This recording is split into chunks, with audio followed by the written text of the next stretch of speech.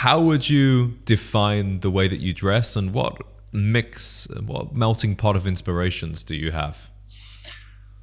I am not gonna lie, but my personal style really, really changed this summer, I think. Because before that, I was mentally into that, but physically I was too afraid to change the style into that one because for some reason I was so afraid of this. I was looking at those even people on Instagram, like the content creators who dress really well or characters from movies, and I'm like, damn, that must be so expensive because you need to, if we're talking about the suits, it should be tailored correctly because I don't want to be like, in a bag or something. And I was really afraid of it. But then, in a random day on summer, I decided to just check one of the like antique shops in Paris. And there's a guy who's just basically selling old suits, like the vintage ones from 50s, 60s. And I decided, why not? Just give it a try. And I went there and he actually found a suit, just two-piece suit for quite a reasonable price. And it looked really nice. I just got it.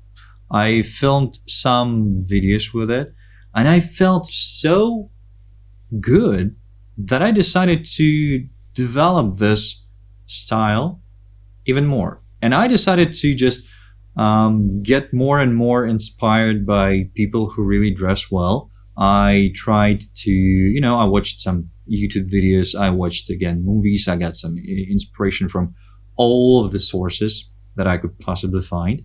And I just started collecting things. The shop I took my first suit at, then I found some pieces on Vinted and some pieces again on offline shops. And this is how I actually transformed my personal style to what I have right now. And I really, really hope that it will keep getting better and better.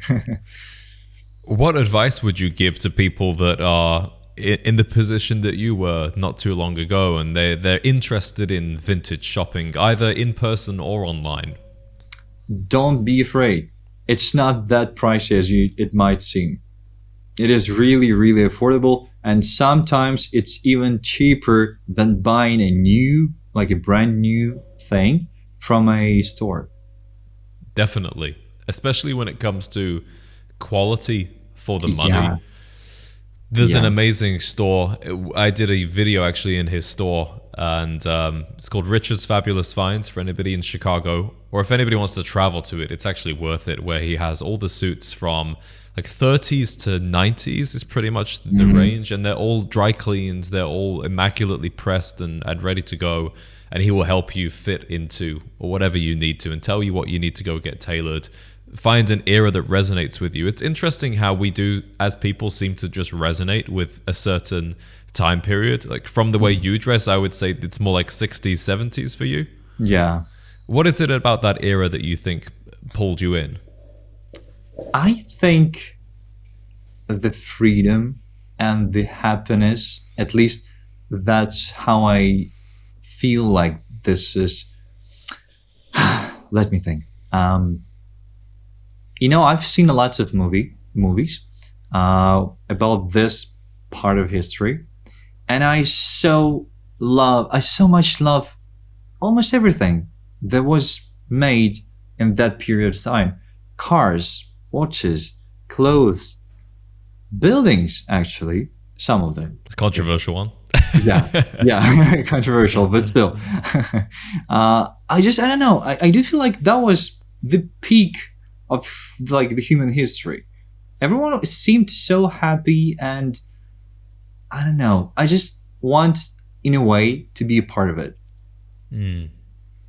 Well, that's the beautiful thing about whether you're making a form of art or you're just dressing in a certain way and absorbing certain culture. You can kind of live it in your mind, and you can live out those values, whether that's freedom for you or I love the 1980s. That's always been since I was a little boy, that's been a time that resonated with me. The music, the style, the mentality of people, it's all very distinct to that era. And yeah, it may be 2026, but in my head, it's like 1986 right now. Yeah, I understand. So let's talk a little bit about just creativity as like a discipline and a way of life.